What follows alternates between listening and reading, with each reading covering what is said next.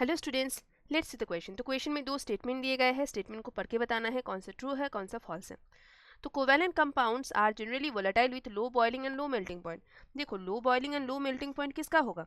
आप ये सोचो, कुछ पार्टिकल्स है जिसके बीच में स्पेस बहुत ज़्यादा है, क्योंकि इसके जो इंटर पार्टिकल अट्रैक्शन है, यानी पार्टिकल्स के बीच के जो अट्रैक्शन, इंटर पार्टिकल अट्रैक्शन, वो कम है।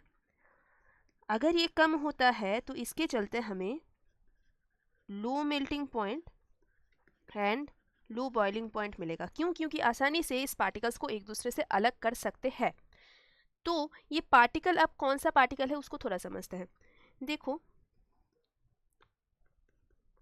मीथेन का ये रहा स्ट्रक्चर। अब मीथेन क्या है? कोवैलेंट कंपाउंड है। मीथेन में आप देख सकते हो कि 4 कोवैलेंट बॉन्ड है। ये रहा 4 कोवैलेंट बॉन्ड, आप देख सकते हो। अब ये जो carbon atom and hydrogen atom के बीच में कोवैलेंट बॉन्ड है, ये बॉन्ड वीक नहीं है, ये बॉन्ड काफ़ी स्ट्रॉन्ग है। लेकिन अगर आप ऐसे CH4 मॉलिक्यूल ले लेते हो, तो CH4 मॉलिक्यूल्स के बीच में, एटॉम नहीं, मैं मॉलिक्यूल के बारे में बात कर रही हूँ, तो ये जो मॉलिक्यूल्स के बीच में ना अट्रैक्शन बहुत ज़्यादा नहीं होता है। तो लेस अट्रैक्शन होने की वजह से क्या क्या होता है?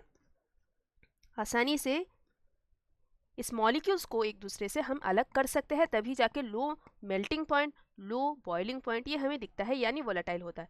तो चलो, ये जो स्टेटमेंट है ये सही है। Covalent compounds have weak forces of attraction between the molecules, यही मैंने आपको अभी बताया, राइट।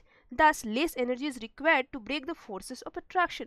सच बात तो है, अगर आप मॉलिक्यूल को एक दूसरे से अलग करना चाहते हो तो आपको बाहर से फोर्स देना पड़ेगा।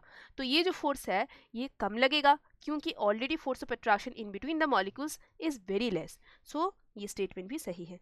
तो दोनों ही स्टेटमेंट सही है, इसलिए आप कह सकते हो कि A is your correct answer. Statement 1 and statement 2 both are true. I hope ये समझने में आपको कोई डिफिकल्टी नहीं है। Thank you so much.